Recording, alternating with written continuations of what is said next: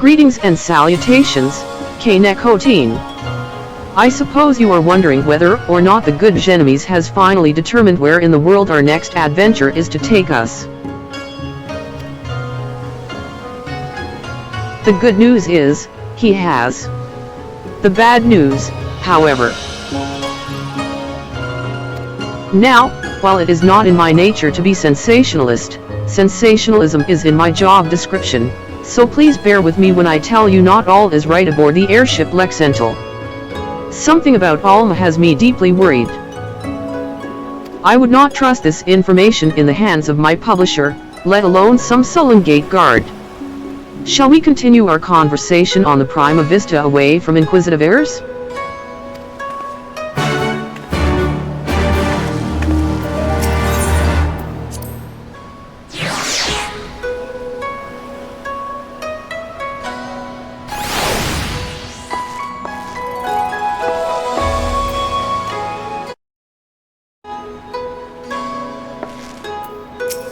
Principal Jenomis claims to have learned much from his continued study of the Durai Papers. Still, he appears to be frustrated at a lack of information crucial to solving the mystery. Shall I prepare the shuttle for you, my lady?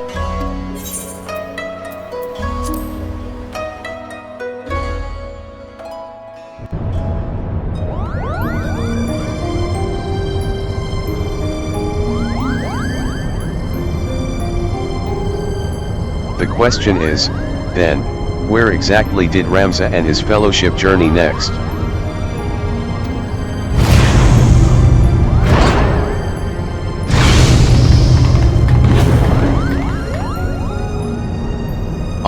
Kaneko-teen. To what do we owe this unexpected visit?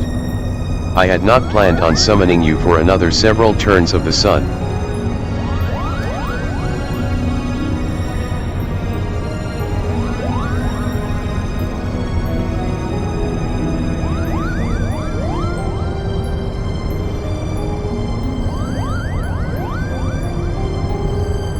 I apologize if we have caused you any worry. I suppose one cannot allow a reporter in their midst and not expect her to report what she sees, though I did expect a tad more discretion from Miss Muralak.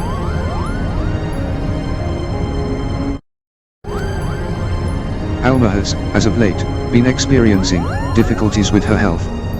Chirurgeons have been called upon to discern what exactly it is that ails her, but as far as they can tell, there is nothing physically wrong with my sister.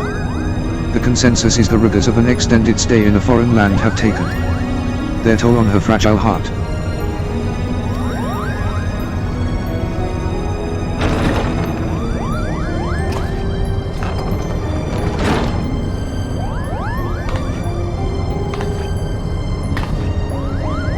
Kaneko time. When did you?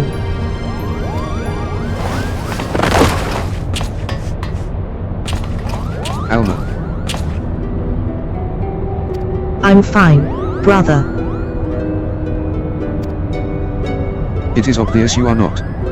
You must return to your chambers and rest.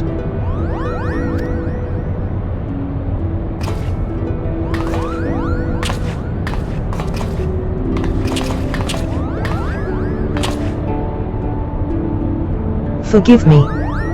Perhaps we shall speak again once I regain my strength. Until then, please, look after my father.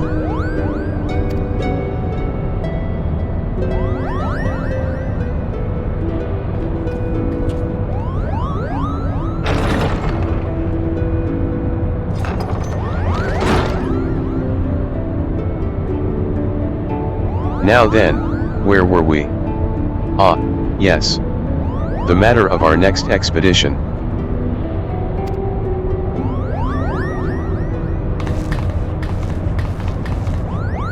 As we discovered during our most recent foray into the Ester Sands, the Dalmascan capital of Rabanastra appears to lie upon the ruins of what can only be the royal city of Lysalaya, ancient capital of the lost kingdom of Ivalice.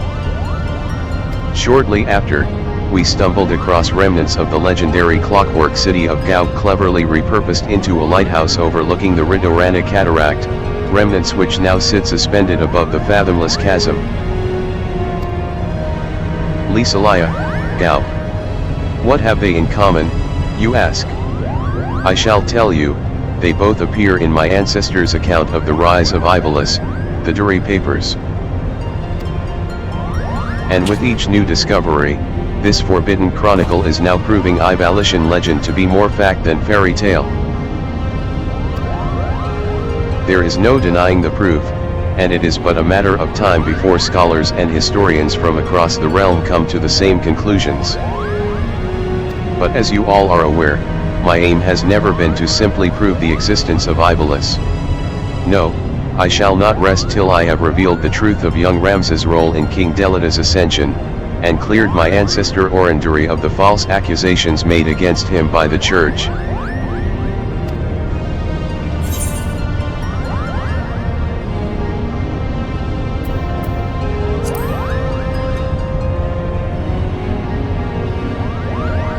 Kugane's chirurgeons would have us believe she is in no immediate danger, as her illness is not one of the body, but of the mind. To borrow their words, her spirit is in a state of unbalance and merely requires time to right itself.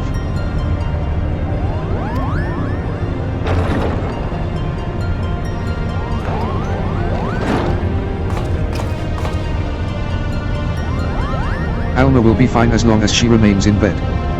The last thing she needs is any further excitement, especially at the paws of these meddlesome mole bats.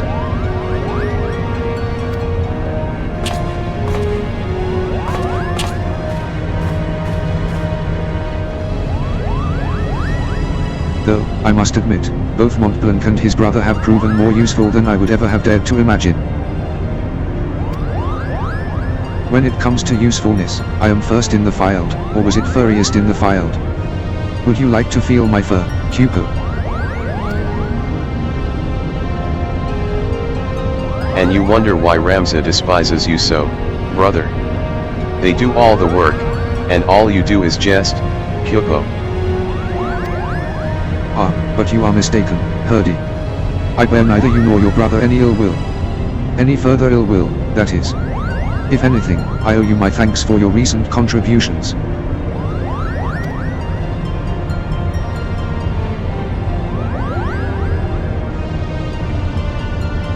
His thanks? Are you hearing what I'm hearing? What happened to the venom-spitting adder we all used to know and hate?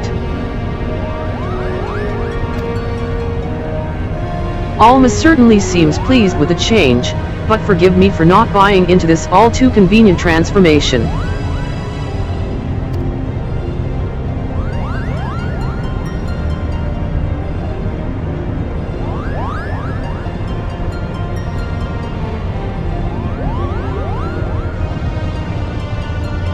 Simply showing the world that Ivalice actually existed will not validate the claims chronicled in the Durai Papers.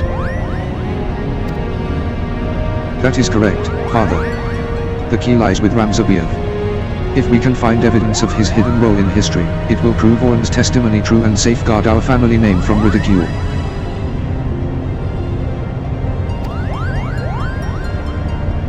Which is why I turned the focus of my research to Delita's forgotten companion and his actions during the War of the Lions.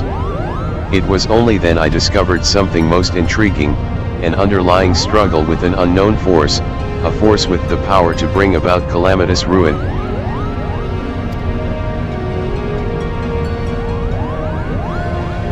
Auracite. The twisted abominations we encountered in both Lysalia and Goop, Ulukavy, they are born of these unholy crystals. While nobles of the north and south squabbled over Ivalice's crown, Ramza silently sought to rid the world of a darker evil, evil manifest from the deepest desires of men and women whose minds had fallen prey to the auracite. And with each confrontation did Ramza's fellowship grow smaller. Countless companions lost to a cause that would go unwritten, yet was far more important than any clash of armies. And so did they endure, until reaching their final destination, the Orbonne Monastery. Oh, I know this one. The Orbonne Monastery is where Princess Ovalia was raised. There is a scene about it in the Zodiac Brave story. After Delita emerged victorious in his final campaign, he married the princess to legitimize his claim to the throne of Ivalice. Ah, I see someone has been paying attention. But I don't understand. Why would Ramza's crusade against the Lexentale take him back there? According to the Durai Papers, the sinister being who engendered the auracite was said to have slumbered beneath the monastery.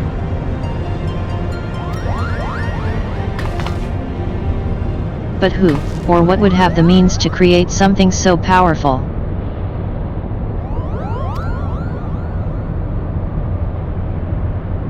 Ultima, the High Seraph.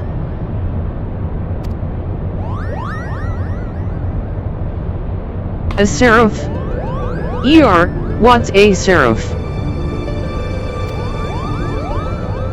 Seraphs are believed by some to be servants of the gods, divine beings whose only purpose is to carry out the will of their immortal masters.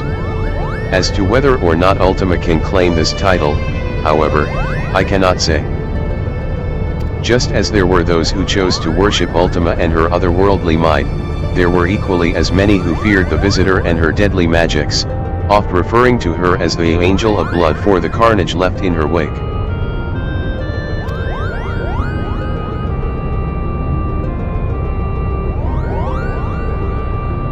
Interesting. What if the spell Nekotine claims to have experienced in the Praetorium, coincidentally also called Ultima, was, in fact, an elegant interpretation of the very magics introduced to Hydaelyn by the High Seraph? But that would mean... What would that mean? I have spoken with several colleagues back in Charlie regarding their opinions on the ancient incantation, and while they yet have little to show for their research, they all agree on one thing: the manner in which Ultima ethereally manifests should not be possible, at least on Hydaelyn. So it would naturally make sense if we discovered that the Allegans learned the spell from a being not of this dimensional plane. As to exactly how they convinced the being to impart that knowledge unto them. Not of this plane? What manner of creature are we talking about here?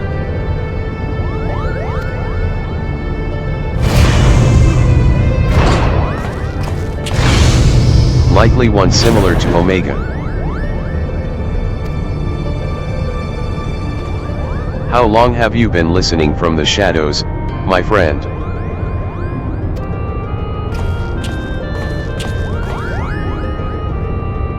Long enough. I am here to deliver the item Mikoto requested. Sid. There was no need for you to deliver it personally. A Mughal would have sufficed. A Mughal? And trust that he won't tear open the package and show it to some random adventurer?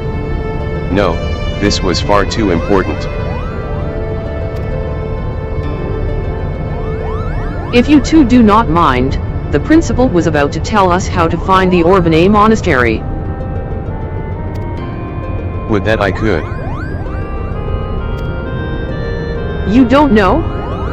Then what have we been doing here? At ease, Lady Muralak. The Durai Papers speak of a cataract situated on the river Zerchel, several leagues southeast of Rabanastra. There supposedly lies the monastery. Zerchel is not a name you will find on any modern Dalmascan map. Rivers, however, especially ones as large as the Zerchel is established to be, are rare in a nation more than half claimed by the sand. The river we seek can only be that which bisects Gomer on the Naxian border. And for that invaluable information, we owe thanks to our brothers Mughal. Their travels have made them veritable authorities on Dalmascan geography. Wait, but earlier you claimed you didn't know the monastery's whereabouts. I'm confused. Its location is not what concerns me. But perhaps the Mughals themselves should explain. Why, certainly. That verdant valley of vines and vipers to where we must voyage next is home to the Viera, and therein lies our little problem. The one thing the Viera do not suffer is trespassers, not even lovable Mughals. Cupo. Our glamours kept us hidden long enough to see the jungle was teeming with ruins much like those we've discovered in Lisalaya and Gauk, but the Vieira trackers eventually found us and took us before their LDRS. We barely escaped with our palms, Kyopo. So that is why we are still here talking instead of bound for the border. There are Vieira who have spurned the strict code of their tribes, abandoning their people to come and live in the cities of Dalmasca. Finding and recruiting one to our cause might provide us with insight into how to reach the Orbonne Monastery ruins. Unfortunately, the nation's current turmoil has not made it easy to accomplish this task. We still require more time.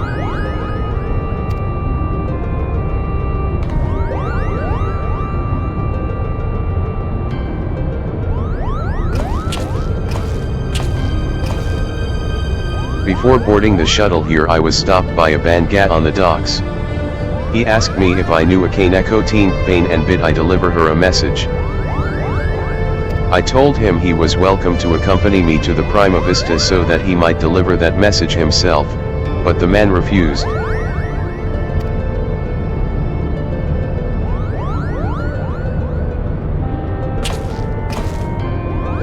Mikato. I saw this device crafted to your exact specifications, but cannot guarantee that it will function as intended, seeing as I had nary a subject to test it on. Of course, Master Sid. If any trouble is met, then most likely it is my design that is to blame.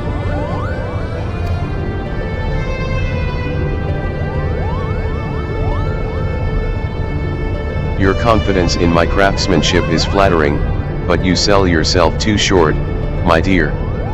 Here's to your success. Good day.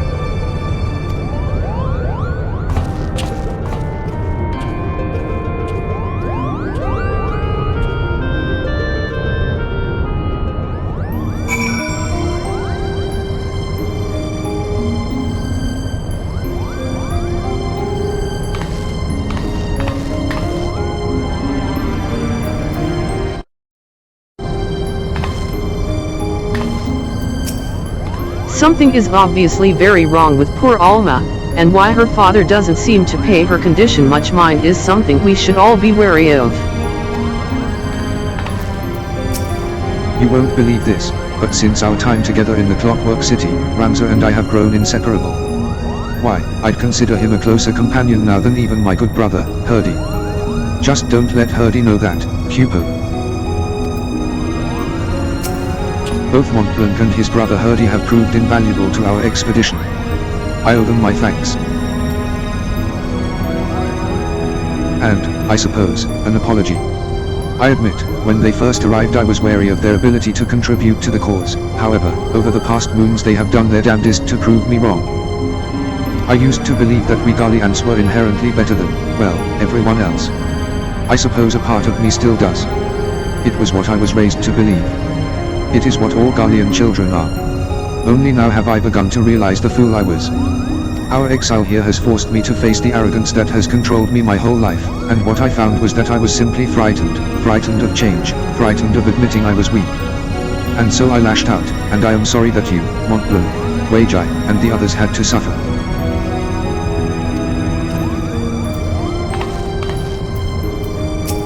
I have no issue with Ramza's unexpected change of heart, just with how it actually came about. I fear it might be the auracite playing with his heart, Kyopo. I sensed a surge of ether the precise moment he came in contact with the necklace, though, that surge has since passed, Kyopo. There is no question that Ivalice once stood atop the lands we now call Dalmasca, but with the passage of time have remnants of those eras past faded beyond recognition. If only the great library at Rabanastra still stood. My knowledge is limited, but if there is aught you wish to ask. As I believe I have explained before, the hero Ramza Beoulve and the pauper become King Delita Errol were the closest of companions throughout most of their adolescence. Ramza was the youngest son of House Beoulve, an old and respected bloodline of warriors. Delita was the son of farmers in service to the Beoulves. Normally, one might expect the paths of two with such different backgrounds to cross, but fate chose to intervene. When Delita's parents fall victim to a terrible plague, Ramza's father takes the orphan boy and his sister into his home and raises them as his own. Sensing greatness in young Delita, Barbanet elects to enroll him in the Royal Military Academy with Ramza. However, not but several moons before their graduation does great tragedy befall them both. Noble children from across the realm are being abducted by a radical faction of dissident knights and ransomed to their families. Amongst those kidnapped is Delita's only sister, Titra, mistaken to be of high birth for her place at Barbanet Beoulve's table. Or at least so they thought. It turns out the whole affair is a plot set in motion by a petty noble by the name of Argath Thadalphus. Yes, the very course you encountered deep within the ruins of Lysalia.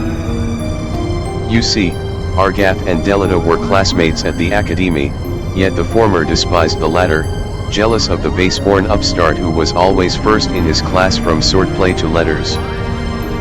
And so Argath approaches the renegade knights and tells them of Ramza's sister, only instead of describing Alma's features, he gives them Titra's that they might kidnap his true rival's kin. And they do.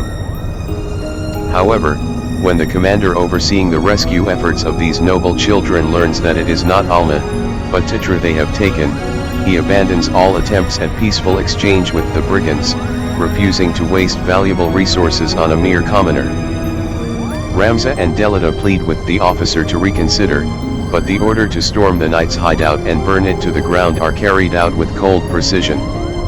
The mission is a success, and the dissidents, including Argath, are slain to a man, but so, too, is poor Titra.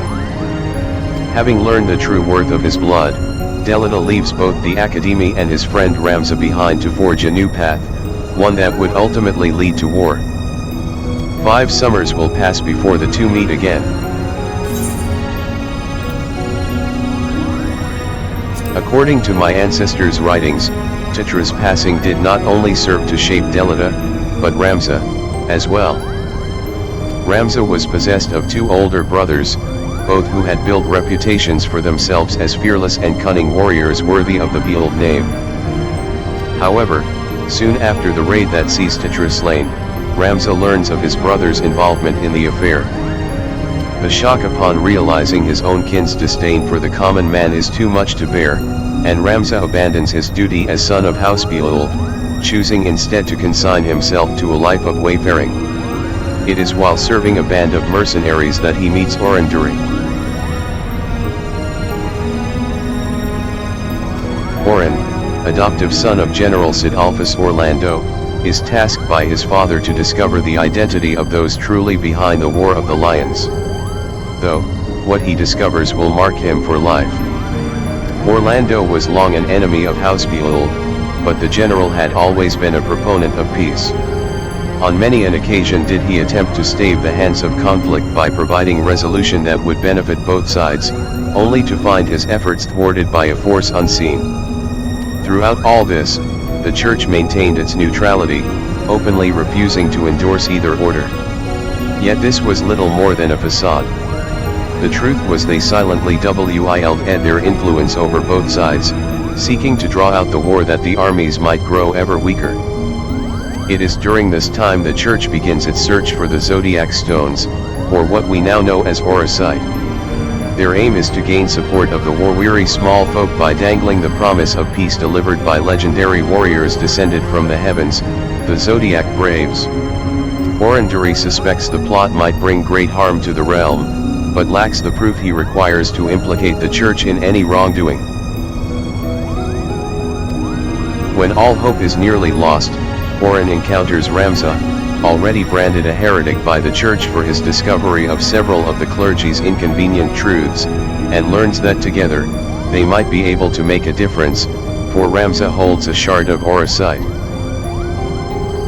Threatened by Ramza's actions, but unable to successfully subdue the young man or his auracite, the church turns their attention to Sidolphus Orlando and condemns the general as they did Ramza in a ploy to drive him from the kingdom.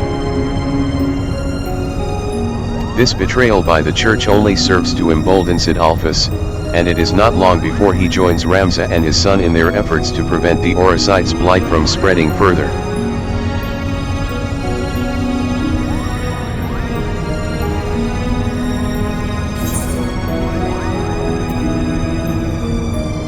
While Delita waged his war for all to see, Ramza remained hidden, choosing to deal with the Lacavi from the shadows.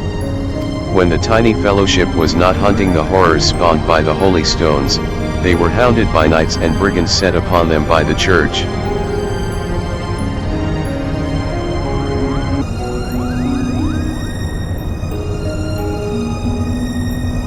Yet despite this, Ramza oft found his thoughts returning to his old friend, Delita, now an intelligencer with the Order of the Southern Sky.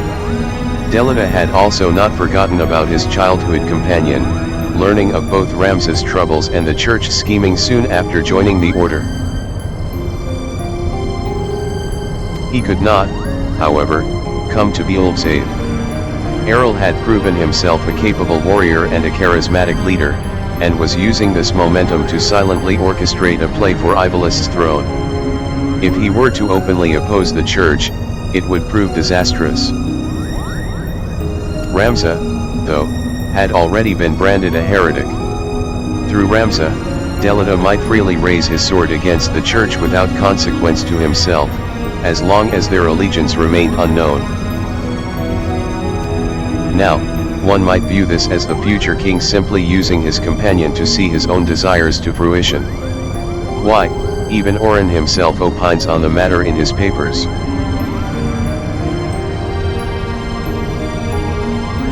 However, both Delita and Ramza were quick to recognize that as long as the blight engendered by the auracite was allowed to spread unchecked, that true peace could never be realized.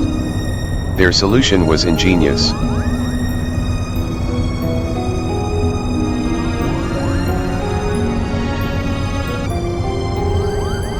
Delita took his place on the field of battle to bring an end to the War of the Lions, while Ramza took to the shadows to excise the otherworldly cankers that befouled the realm from within.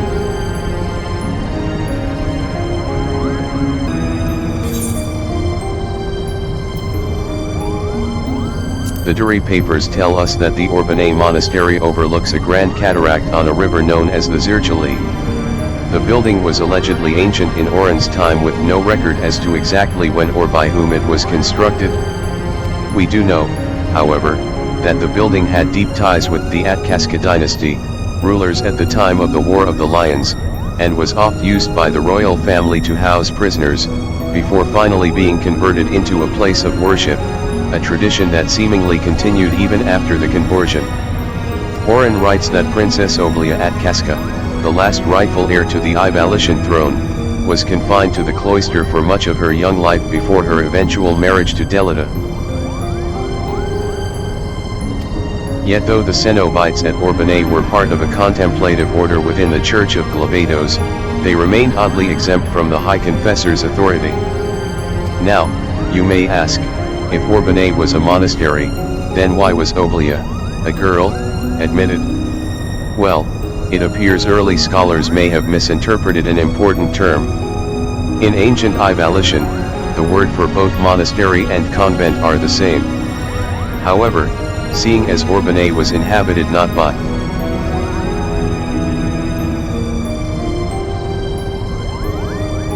monks, but by nuns, it would have been better suited had the word been rendered as abbey, which itself is more encompassing. In addition to their daily prayer, these nuns crafted ales and wines from ingredients grown on their land, and sold them to desert townships that lacked ready access to potable water.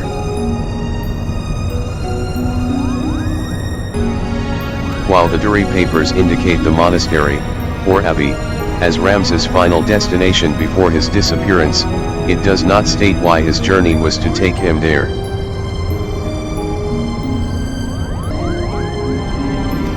Considering that Oren actually accompanied Ramza on this quest, it is hard to believe that the chronicler would not know, leading me to believe there was reason for this omission, one that I believe will unlock this entire mystery.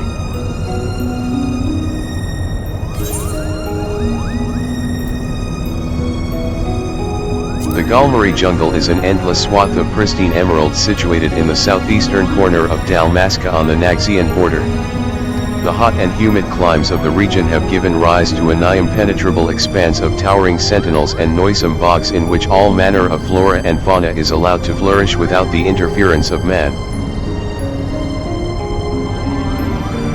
Our very own Mont Blanc, however, claims that on his short traipse through the region, he stumbled across numerous ruins of unknown origin. From what we have learned from our own research and expeditions, I would surmise these sites are somehow connected to ancient Ivalice. While it is true that the Durai Papers make no mention of a jungle the likes of Galmari, more than 1,000 summers have passed since my ancestor penned this chronicle. Any number of things could have given rise to a marked change in the environment. Even one of your calamities, perhaps. And one cannot speak of Galmari without mention of its enigmatic inhabitants. As you know, the rainforest is also home to the Vieira, self-proclaimed guardians of the wood.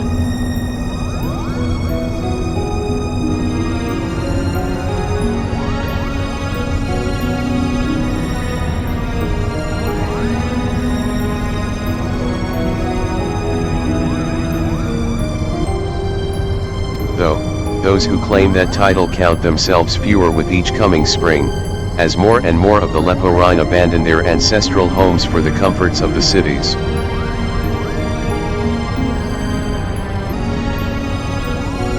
Still, many Vieira continue their adherence to a strict code that has governed their people since ere the age of Ivalice. None may enter their jungle, and none may leave.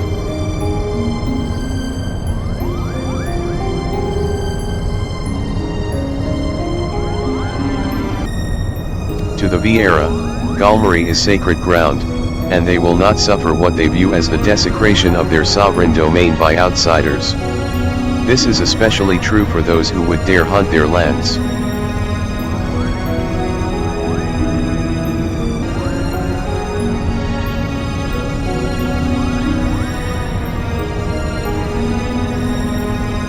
I would one day wish to see her ruins with mine own eyes, but without the consent of those who call the jungle home, I fear that day may never come. Very little is known of the High Seraph other than that it was she who created the auracite and scattered its shards across Hydaelyn.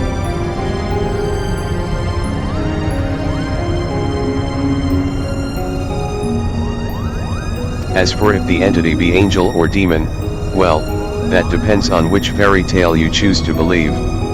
Though, after witnessing the terror of the Locavi firsthand, it is difficult to imagine that one truly pure of heart would design something that might give rise to such evil.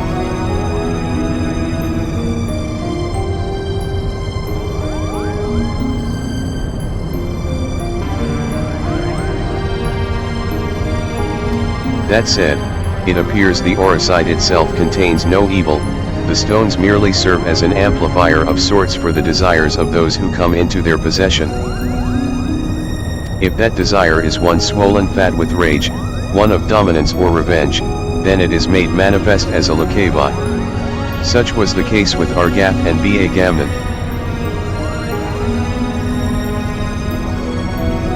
Conversely, if the Wildr's intentions are just, then they are rewarded with what can only be described as miracles.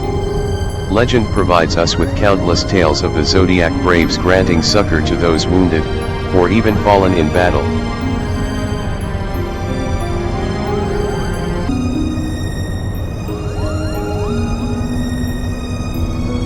Perhaps this is why history cannot decide on the alignment of the stone's creator.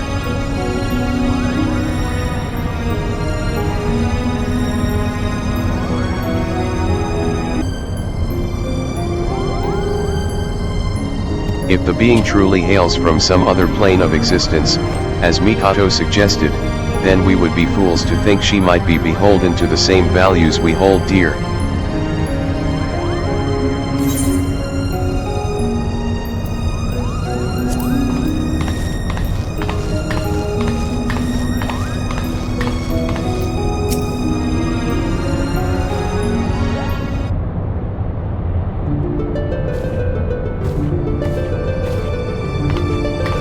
I sense that you are interested in the package Sid delivered. I have every intention to apprise you of its contents, but first I believe we should speak of Alma's condition. Do you not find her illness all too timely? Jenomis and Ramza would like to believe that her bouts of vertigo are not but a result of a mind fatigued, but the answer is clear, it is the auracite that plagues her.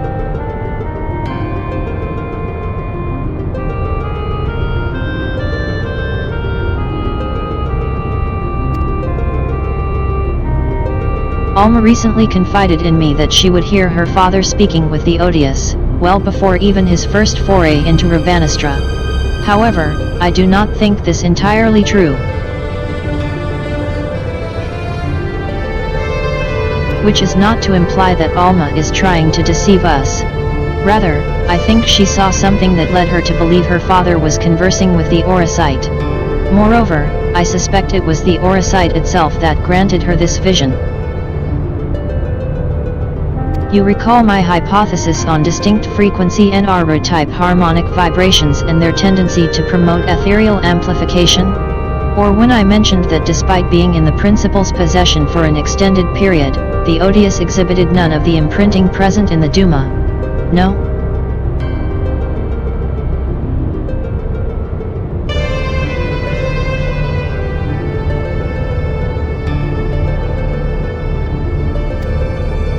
The odious has never resonated with Jenomis, it has always been his wife's pendant and its auracite shard, the Virgo, that fueled his passion for Ivalice. No, the odious is bound to Alma's deepest desires, whatever those may be. The only reasons I can fathom that Alma has not fallen victim to the auracite's grasp is that her desires are not as strong as those we have witnessed in Argath or Ba Gamnon. That and the ethereal interference caused by other nearby shards. I have explained all of this to Alma and recommended that she destroy the necklace, yet not only did she refuse, but she begged me to keep this revelation from her father.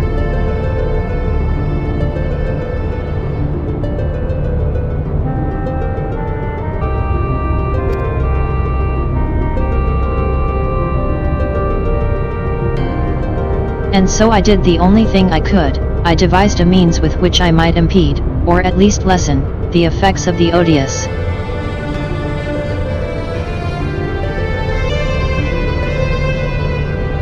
This device, while still incomplete, will amplify the NRR wavelengths emitted by the Virgo. This should work to interfere with those emitted by the odious, thereby shielding Alma from the brunt of their effect.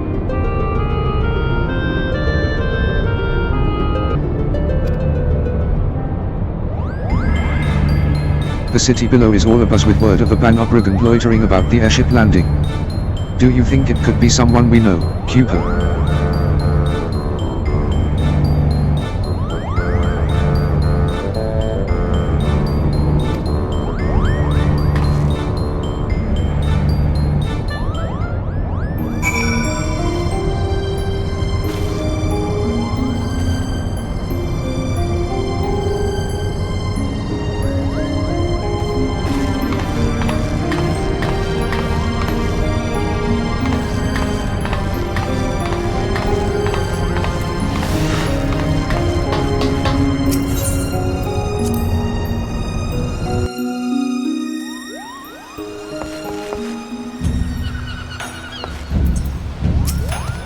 Apologies, Kaneko team, but I needed to speak with you, and you alone. Oh, don't mind me, Cupid. I'll just be floating over here in perfect earshot. Why you? What makes you think I won't lay you low, right here, right now?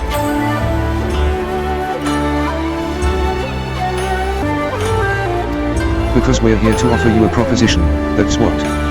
We need information on the Gomo jungle, and thought a man as well traveled as you might be persuaded to provide some. Galmari. You of all creatures should know that is Vieira land. What are you offering, then?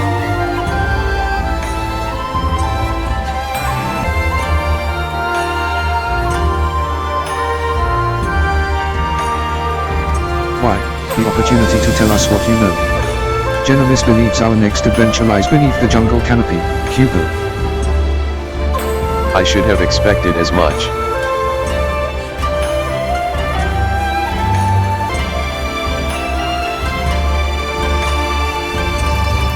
Very well. Kaneko team, I came to ask if you would meet someone. Now it seems that someone may be able to assist Jenomis, as well. Seeing as you and the principal did right by us before, I do not see a reason why I cannot take both of you.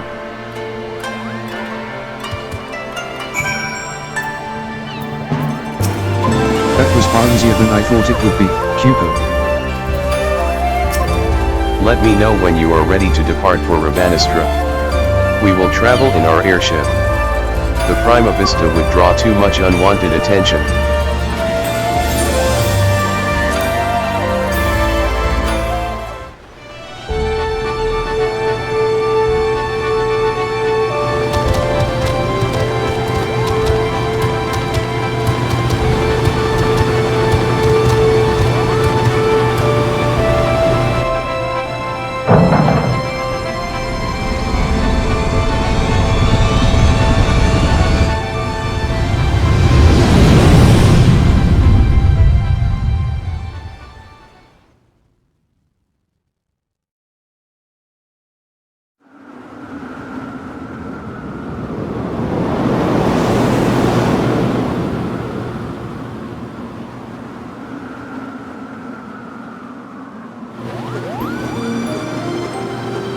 Back to a life of brigandry in the clouds, are we?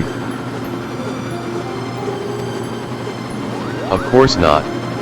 Not that it didn't cross our minds.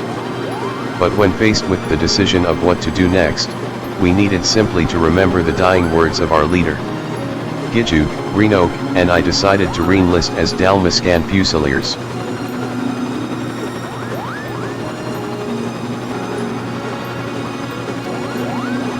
And the occupying Garleans actually said yes, Cupo.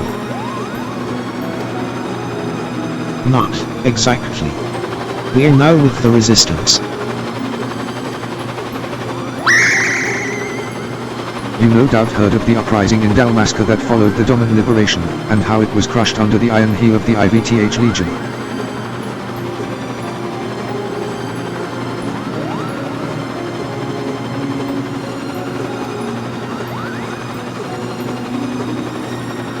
The resistance leaders were captured, tortured, and publicly executed. Yet, much to the Empire's chagrin, the gruesome display only served to further rally the survivors.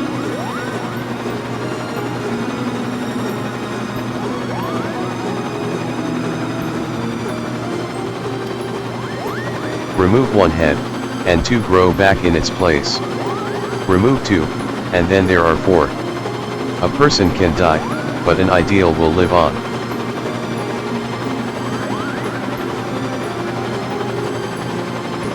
Now there exist several factions throughout Dalmasca. We belong to one known as Lente's Tears.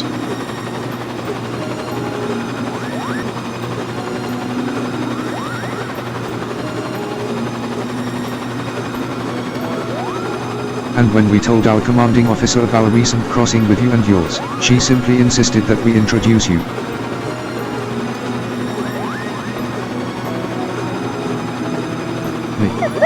But I wasn't even supposed to be here, Cupo. Not you, Hairball. Her.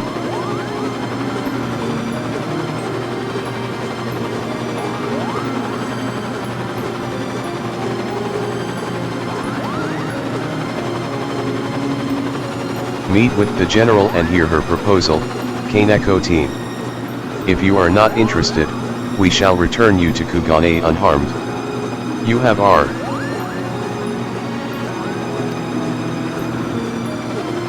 HM. Koyo got your tongue. Rabanastra dead ahead, lads.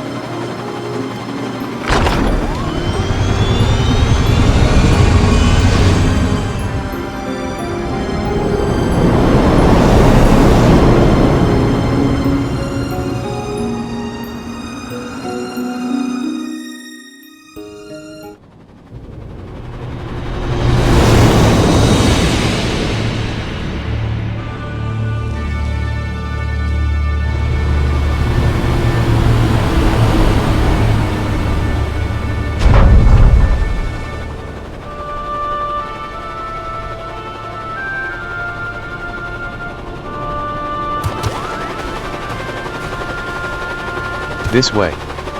We've many malms to cover before nightfall.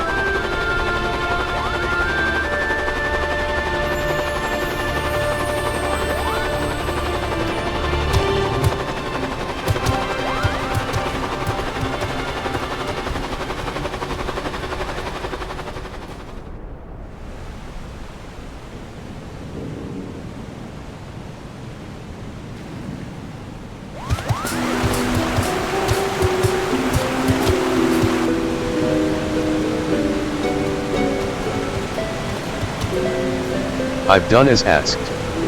I bring you the Liberator.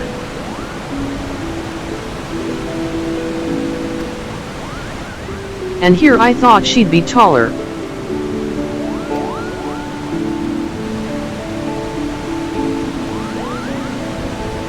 I knew it. A Viera. I am Fran, proud daughter of Dalmasca and General of Lente's Tears. And yes, Wiggle. I am a Viera. Are you surprised?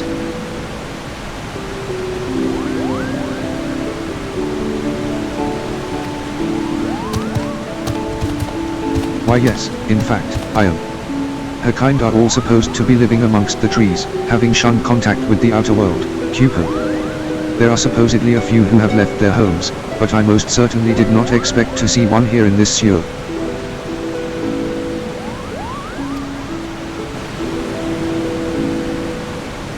Indeed. This Banga claims you seek Orbonne. Does he speak true? Those ruins lie deep within the Gallery jungle, a place most sacred to my sisters. They would take great offense were you to defile it with your presence.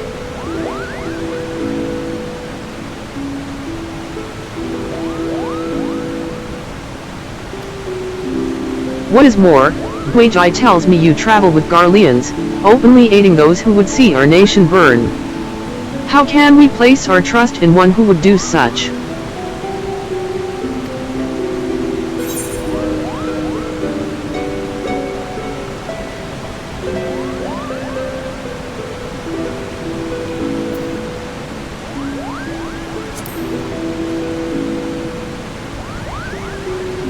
A Garlean is a Garlean. Their pathetic attempt at absolution only proves their past guilt. You misunderstand. Kind Jenomis does not approve of the Emperor's warmongering. He wants to help Dalmasca and its impoverished masses, Cupo. And what would a Mughal know about my people? Does your blood run Dalmascan red? We could cut you open and find out. General, there is no need for threats.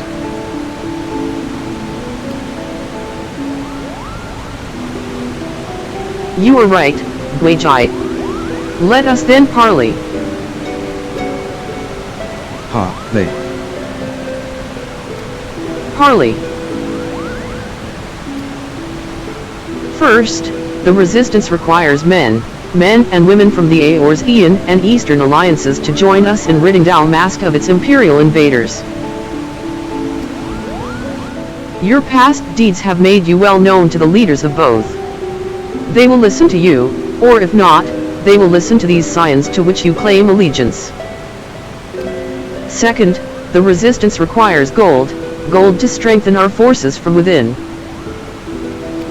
Your allies are in bed with the East Aldnar Trading Company, which continues its dealings with Garlemald even as you raise your sword against them, profiting from the Empire's rampant aggression. As targets of that aggression, I believe my people are entitled to a portion of those profits. Grant me these simple things, and I shall personally guide you safely to the ruins of Orbonne. And what of the Lexentales? See me to victory, and I'll take the Emperor himself. Those are my conditions. What say you?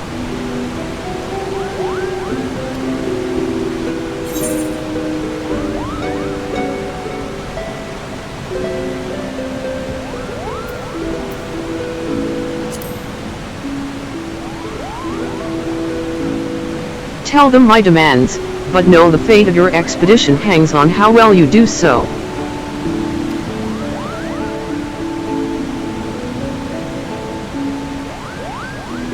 I'd say we have our work cut out for us, Cupid.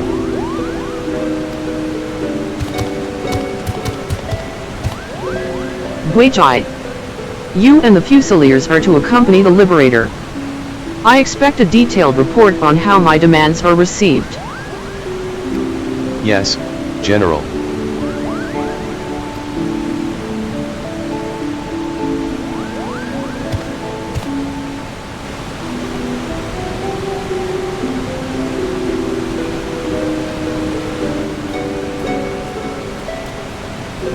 Not that I expect them to be taken seriously. You are a fool to trust them, Princess.